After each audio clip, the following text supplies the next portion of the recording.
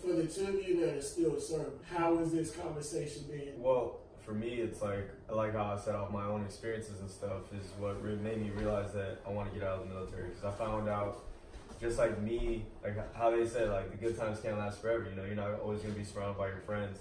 And I got to a new command, pretty isolated and stuff. I have a lot of time by myself to think, read, and all that. So it's kind of like when I realized that kind of like one Sailor of the Year, the most fully qualified person of my pay grade in the entire command and stuff like that.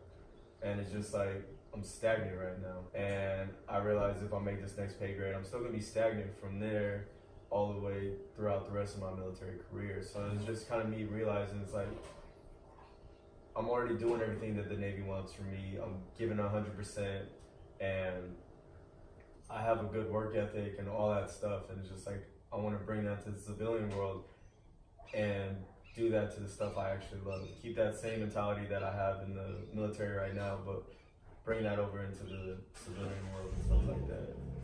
And it's just like, there's so much stuff that goes on in the military that kind of like brings you down to the point where it's like, you realize that you're grateful for like the people you met. These are like my best friends and stuff like that. But then other than that, when it comes to the job, there's like certain things that make you want to get out.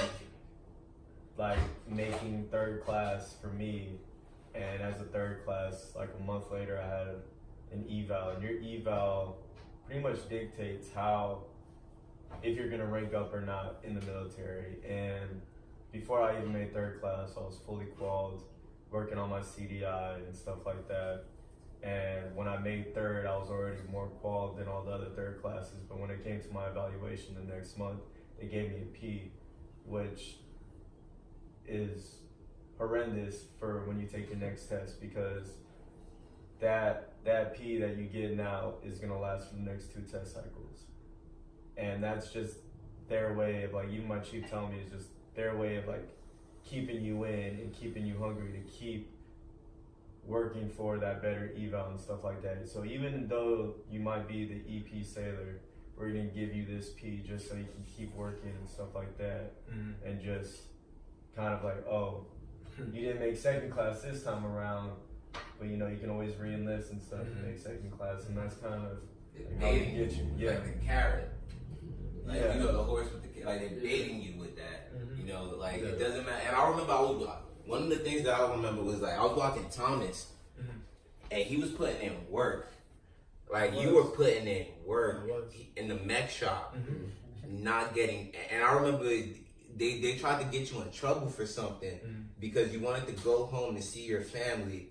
They didn't get, and they were like, yeah, you're always asking to leave early from work. And I'm like, what's going on? My parents had just, my brothers and my dad had just came to Japan to visit me, and I was about to start my leave, and they did not want to let me go. They did not want to let me go, and I'm like, my family's only here for 2 weeks, and they did not want to let me see them. And they didn't give you a NAM. They did not, I didn't. Yeah, that's crazy. They didn't? No, they didn't. And that was one of the PC of the year, you know what I mean? They gave you the year supposed to get now. Yeah, I got plane captain of the year. And one of the things is this, right? You got your PC, one of the fastest. People never really spoke about that. You got it faster than Tendu, up there with Duke. Oh yeah. You got it like almost as fast as Duguay did. Yeah. It was brushed under the table. You got your wings almost faster than most people. It was brushed under the table. You was getting all of these quals. You still had to ride the Undez bus with everybody else. Right. That, if not longer than everybody else. Then you get your rate. They still kept you on the line for whatever reason.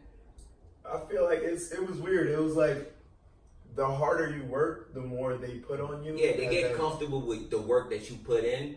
So it's like, yeah, you're always gonna be putting in that effort. So we're not gonna acknowledge it because that's just how you are. That's just how you are. Yeah, you're a hard worker. And the day that you be like, hey, yeah, notice this, they're like, what are you talking about? You just that's normal. Right. They really want to see they want to see somebody the who effort. wasn't, They want to see somebody who wasn't doing a lot of stuff, and then all of a sudden now they start doing a little bit more. It looks as though they learned it. And then, because from a leadership position, when you're trying to make your eval as a leader, that looks better on you when you're like, all right, yeah, I was able to take make him a diamond in the rough shine, right. as opposed to like, yeah, this dude just came in with solid work ethic, knowing what he was supposed to do, didn't get in trouble, no ARI, never been, you know, I never had to talk to the big man, never had to do anything like that. Showed up to work in the right uniform every day, doing my job, you know, and then it's like other, you know, things like that. Did all of that play into you guys finally making the decision to get out? And once you started processing out, what was the response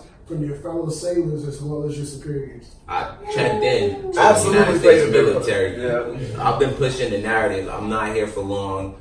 Day one. Like, I checked in. I remember we were checking in to speak with the skipper of my first command. I'm brand new to the military. I've been here about a couple of weeks. And he was like, everybody else is talking about the goals, the qualifications, and how they're going to help the military. And I'm like, yeah. So I want to go to college.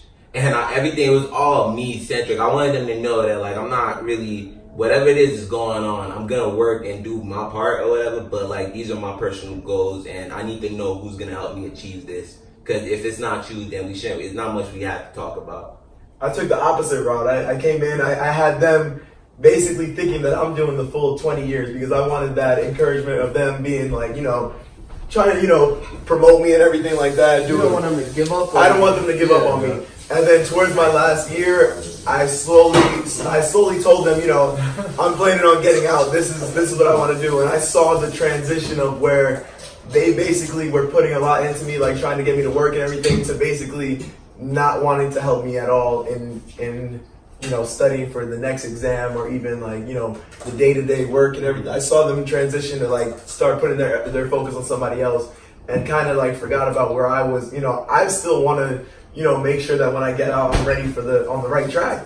And I don't know if they don't know how to make somebody ready for the right track, but they kind of stopped helping me out, and I had to figure it out on my own. But I mean, think about it like this. One woman said it to me when I was, so my process, it got so chaotic to a point where it was like 2 weeks out from me getting out to the military, and nobody had done anything about my DD-214. It was still in the air.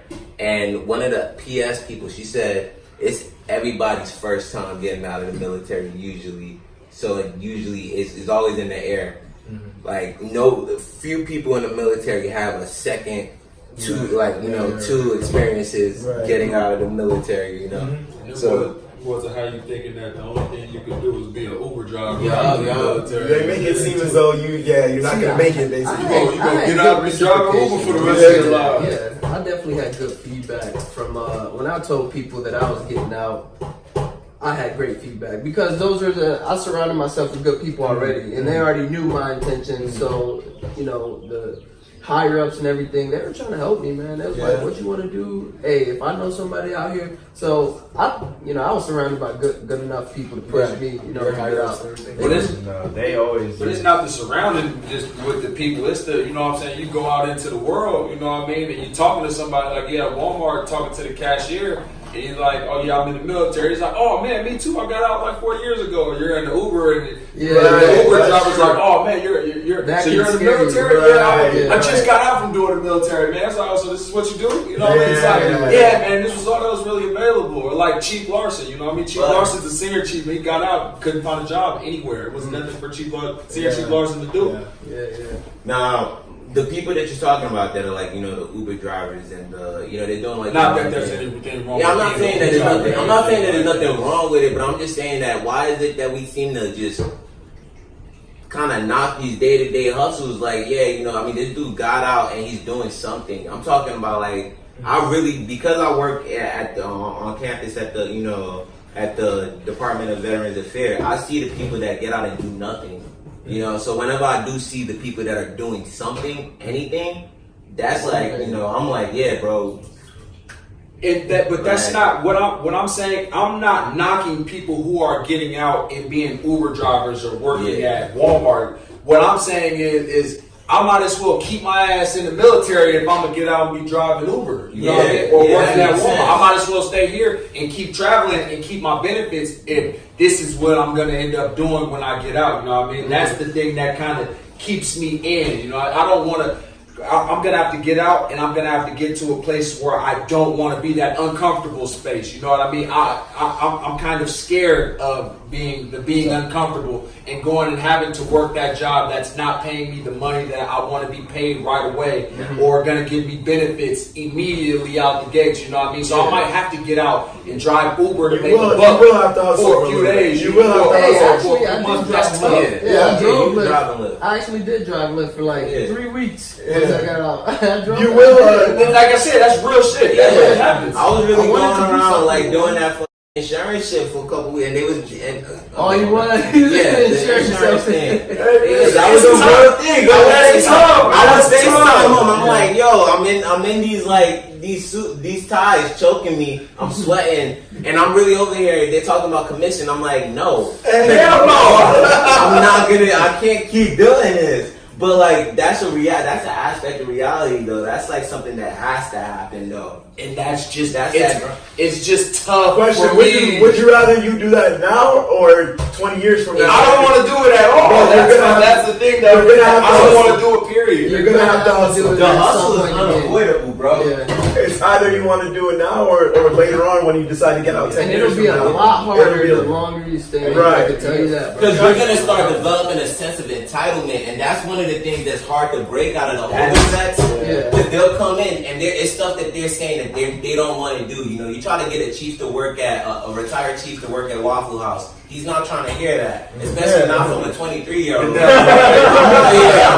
a 23-year-old, you know, working here telling you that they're hiring at Waffle House, and you know that when we were in the military, you have positional authority over me. We both know it. I'm not laughing at you. I'm just trying to help, and that's something that's hard for people sometimes. You know, humbling that yourself. ego. Yeah. Like, it's different. I remember I went That to this ego's thing. something different. Like ego is so terrible to have. Listen, you'd be surprised the amount of people that got out though, did hustle for a few years, and ended up becoming super successful. Yes, but they don't tap back in. six figure, 7-figure incomes, and we don't hear about it a lot because whatever they're doing. But there's a lot of people like that, bro. And that's gonna be us. You know what I mean? We have to hustle now though. Like when you do get out, you have to do what you gotta do. Absolutely. Networking is something that's super important that isn't touched on nearly enough. What closing remarks, any advice, anything you guys want to share for people that might be watching? Civilians, military, vets, anybody might be watching. You guys have anything you want to close with? Absolutely. Take these guys' advice and just understand. It was like, for me, the conversation really opened my eyes to like there are outlets out there that will help you. You know what I mean? When you get out the military, like my whole idea was I'm gonna get out and just be outside in the outside world with no help, nowhere to go. You know what I mean? Nothing to do. I didn't know that the VA offices did all of those things that give you insight or help you out with medical advances and things like that. So the conversation opened my eyes to, I could get out and I'll be all right. You know what I mean? There's a world outside of those gates of the military. You know what I mean? That you don't have to believe the false narrative that, hey, this is it. You know what I mean? Just do your 20, retire, get that little pension, you know what I mean? And then live the rest of your life like that. Like I can get out now and live the life that I've always saw that I wanted to live without them. And it's not going to, you know, I'm not going to have to be homeless to get it. Right. I mean, if it was me, I just have to say, you know, you set your tempo based on your effort. You know, you put me on the that book Pimp by Iceberg Slim, and it was that chapter in the book where his role model told him that, you know, if life is a movie, you're the one that determines what you see on that screen. So I like that. I take that tidbit of knowledge and I just, you know, that's how I try to go about it. I like to be a main character that I like. And I'm, you know, and that's all I can say. Right. I feel as though just don't be afraid to take that first step. Don't be afraid to go and try to, you know, achieve whatever you always wanted to do. You know, don't be afraid. Make sure you save your money. You know.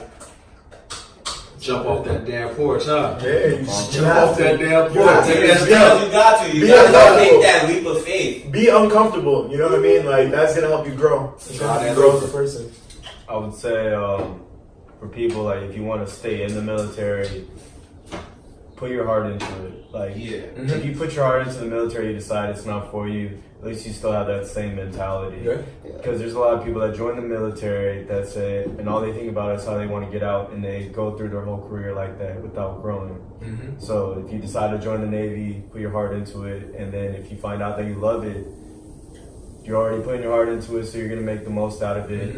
And if you decide to get out, you'll have that same mentality. Honestly, stuff that's like that. great advice. I think putting your heart into anything that you do is worth it in the end. You know, why not put your heart in everything you do? You know, you only live once. Yeah. Why keep that attitude of just IDGAF every single day?